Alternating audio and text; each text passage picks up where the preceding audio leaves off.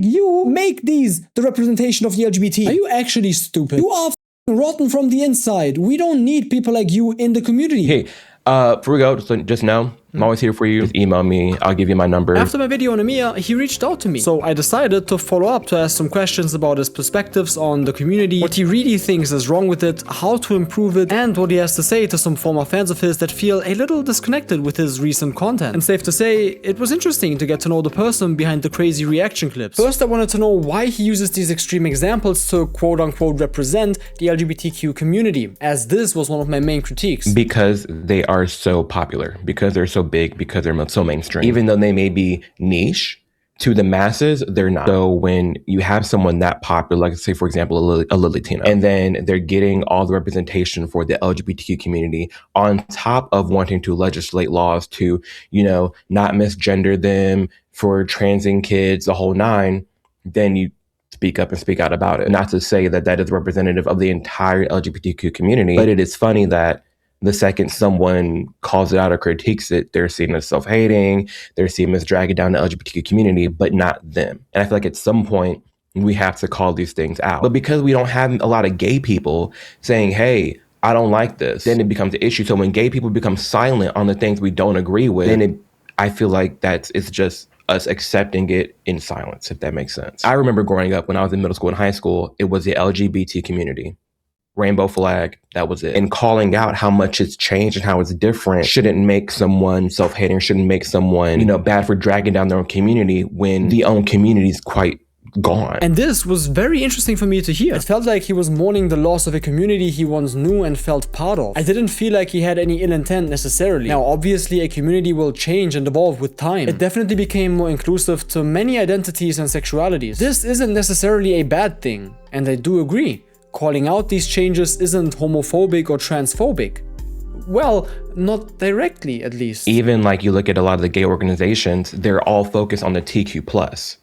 And that's fine, but also even though we kind of fight the same battles, that doesn't mean I necessarily have anything to do with it. As we've seen gay acceptance rise throughout the 2010s, now we're seeing it plummet. I think there's a clear indication of what's making it plummet. So calling that out is what I do. And here's where I needed to dig a little deeper into what he really meant. So, in your opinion, the trans part of the LGBT is making the popularity plummet right now? More so like the queer, the non-binary and all that, but a certain sect of the trans community, yes. There's a growing segment of, with respect, a growing segment of the trans community that is not transing. They're not really changing. They're they're not trying to be more feminine. Back in the day, it wasn't really an issue. We hear stories of trans women talking about, I've always been fine in bathrooms. I've never had an issue until recently. And it's because recently you got people like normalize the bulge from Dylan Mulvaney and going into bathrooms with the bulge out. When the OG trans girls are like, no, you need to learn how to tuck. You need to learn how to put it back. You need to learn how to like act like a woman. And now we don't see that as much anymore. So I think that's a part of it as well. At this point, I still wasn't fully convinced of his motives. So I asked what everyone was really thinking. Thinking about how the way you frame the issues, I think. What you're saying is totally coherent and it makes sense and I would agree with you. But the way you frame the issues makes it seem like they are wholly representative. You don't really try to emphasize enough that these examples are very extreme examples. And I wonder if that is also partly due to the community that you have built, because you are in a more conservative bubble. Yes, but also no. Like there's a lot of gay people in there. There's a lot of gays, there's a lot of blacks. I have very segmented audiences that watch certain videos because I do talk about everything. I have people that come to my channel and they only watch my deep dives on generational stuff. I have black people on my channel that only watch my black videos, only my gay videos. Now, it is a huge right-leaning base, yes, but even then, I make videos why some people don't support Trump anymore, why the Epstein thing is fishy. Like I call out the own base itself. Now, I probably could do better at saying, hey, not everybody's like this. And I try to when I make videos like my normal gay video, like, hey, here's examples of gay people who are not like this. It's a bummer when I highlight the gay people that aren't the extremes and even them themselves get hate. So it's like, we can't win. I call out the extremes. I'm bad. I call out, hey, here's like normal gay people. Here's people who aren't the extremes. That's bad. It's like, at what point is it okay to say something? I still wanted to know what exactly a normal gay is supposed to be. Am I a normal gay? Did I earn my place here? Where even am I? But don't worry, we'll get to that in just a moment. You kind of feel like you're walking on eggshells the whole time. It doesn't matter whatever you do, you always get criticized for. That's why I don't care. Yeah, I've gone through too much in my life personally, between being sent to conversion therapy, being homeless, all these different things in my life. I'm bound to piss somebody off until the day I die, so I just don't care at this point. Yes, I feel like walking on eggshells, but I'm also stomping all them hoes. Like at this point, I don't care. While talking about the art of stomping all over these hoes, I wanted to bring up the issue of the N-word. I harshly criticized him for his perspective in the video, so I asked him to clarify his stance on it. I care about the word in the sense that if there was someone that said it in a very derogatory way, like with meaning, with hurtful, like you're nothing but an N, yeah, I would care about the word in the sense that I would not talk to that person, but I also don't care in the sense that they have the right to say that. I 100% think they have the right to say that. At some point, nuance and context needs to be brought up regarding this word. And now back to what constitutes a normal gay. To me, a normal gay is what we call out not the Latinos, not the stereotypical gay. Anything that's not the stereotypical gay, I would say is a normal gay. In the sense very that effeminate gays? Sorry. Like also very effeminate gays, for example, would that not be normal gay for you? No, because to me, that's so the norm. It's so prevalent and so clearly, quote unquote, gay that to me, it's not normal. It's normal in the gay community, but it's not normal in the world. Not to say that a very feminine gay is wrong. No, do you. Be yourself, that's fine. But there's a large chunk of people out there who have nothing to do with that. But then wouldn't you think that this whole connotation of the super effeminate, stereotypical gay comes from the social, societal expectations that we put onto gay people? I'm not saying hate feminine gays, but it is to say there are normal gays out there that exist. There are gay people who don't like gay clubs. Like, for example, to be gay, you have to follow these stereotypes. And if you don't, you're talking to someone who's a pick-me gay. When in reality, you can just be gay and go about your day. It's just crazy because it's like that's a party of diversity and inclusion, but it's not diverse because you go to any gay club across the world, it's the same copy and paste twins. And I think he makes a valid point here. The community can be very discriminating against their own, accepting only a specific trope of what gay is supposed to look like. And I'm sure many gay men will agree that discrimination is still a big issue within the community, especially when it comes to dating. Please feel free to share your experiences with this. Even though I also called you a pick-me in my YouTube title, it definitely depends on what your actual motive is. Because are you actually trying to reasonably solve an issue of stereotyping within the community, or are you just doing it because you feel like a specific community is rewarding you for opinions that you are posting on the internet? No.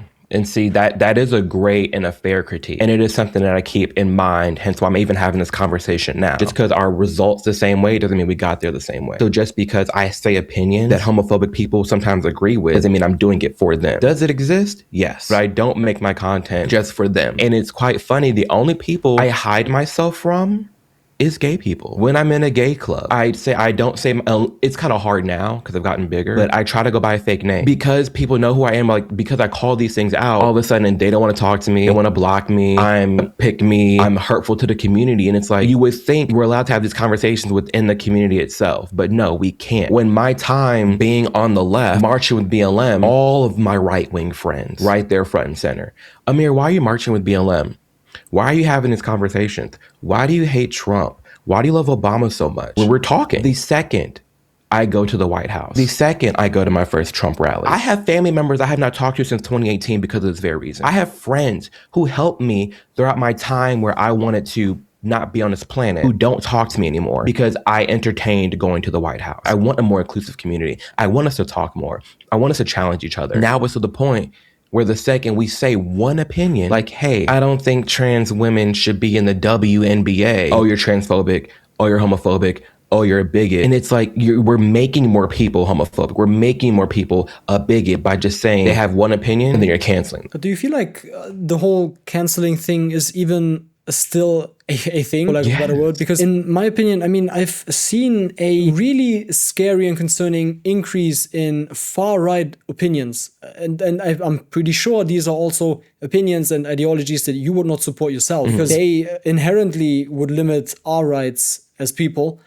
And that in itself, people on the internet say so often that these labels don't mean anything to them. Racism, bigotry, it's meaningless now. It feels like a badge of honor. I think it's becoming meaningless because of how quick people are to use it. Why is it that for someone to, regarding the United States, someone says, yeah, I think we should build a border wall. You're racist. Sorry, I want a border like most countries do. I never said I don't want immigration. I never said I hate Mexicans. That's what I mean by now people don't care about the word, because now the left, quote unquote, has used them so much for pointless things that don't even call for it. Oh, this person's homophobic. What do you mean? Do you mean they hate gay people and they're scared of gay people? Or do you mean they just don't like drag queens performing in front of children? When you mention children, what exactly do you think these children will think about a drag queen performing in front of them? Because in my opinion, just as I've said in the video, kids don't necessarily associate anything with, let's say, nudity, except if you explicitly told them about sexual stuff or you try to give them sex ed when they're 5, which I think is weird and is not really appropriate in itself. What exactly makes it bad for drag queens to perform in front of kids? You may point to, here's a drag queen show. She's just dressed up like a princess, twirling around. The kids are dancing around, singing and dancing, and they go home. Yes, that probably was a very wholesome event. Nothing happened. Nothing went wrong. But now I can look up a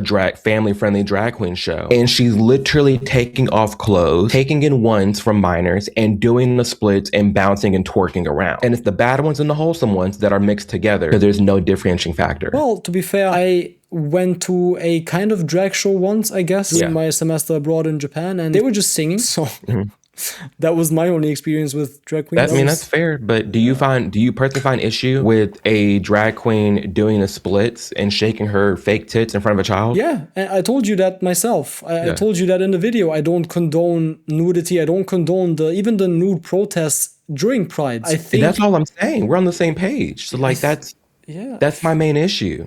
I feel like it's valid to point it out. It's also interesting to understand why these protests happen in the first place. I don't know why drag queens necessarily feel the need to do it in front of children, but I also don't think that it's as dangerous as you make it out to be. Obviously, it can be inappropriate, definitely. And I personally wouldn't do it if I was a drag queen. I would feel weird doing it in front of a kid. But we have to apply the same standard to everything too. If we talk about drag queens doing that stuff being bad, we also have to acknowledge that straight people do the very same things, and that is not seen in the very same negative light. I agree. I think I called it out in one of my videos where, one, I wouldn't want a stripper reading the kids, even though they're not actively stripping at the moment. But there are instances where you come across straight things that are very explicit, and I don't think children should be there. Ultimately, I think it's just bad that we have people bouncing and twerking in front of children. We just shouldn't be doing that. I personally find it a big issue because that is branded as something that represents you and I. Now, because it's one big umbrella, because it's labeled as a pride event, now you've created someone that's homophobic. As far as I'm understanding, even though that may be rare, you want to call it out explicitly to prevent those videos from spreading to a point where they become automatically representative of the community. Correct. And I think the same way you apply that logic to gay people that don't agree with very explicit stuff, like you just said, it can also be applied to trans people that similarly don't agree with these very extreme representations. And that is, I think, the most important thing that we can take away from the conversation, that no matter what we call out or how we call it out, we can never make a sweeping generalization about any person in particular. And I think that's important to note, which is also why I think it's very interesting that we're having a conversation, because there's many people in my comments that were saying, hey, I used to watch Amir back in the day, and then he became extreme, or he had a talk with Nick Fuentes, which, to be fair, we never actually had a conversation. I was reacting to his videos, and he actually said he liked some of mine, but that was it. Okay, well, that changes it quite a bit. But what would you say to those people that were formerly fans and now feel like they feel a little disenfranchised from you? They feel like they have lost, I don't know, their touch with the community. I mean, it's fine. I think you have your right not to watch my views. I think ultimately you should never follow someone to 100% agree with them. If you're a subscriber of mine, you should expect maybe, I don't know, but you should expect at least every 3 out of 10 videos to piss you off, because I'm an individual. Like, the fact that I do piss people off makes me happy. There's comments from people on the right. You gotten a little too accepting, a little too left-leaning, because I have videos talking about the nuance of trans people in bathrooms and how it's affecting butch lesbians. If you're subscribed to me, you should know I'm gonna piss you off on my videos, but you should still stick around because you should be open to hear different points of view. Just because you made a video about me, just because you said you called me a pick-me, just because you were a little shady and comedical, that doesn't mean I'm gonna hate you. That doesn't mean I'm not going to talk to you. You have every right not to subscribe to me. That's fine. I made you upset. But if anything, that shows you I'm not here to cater to any one base. I've also done my fair share of pissing off people, I guess. Yeah.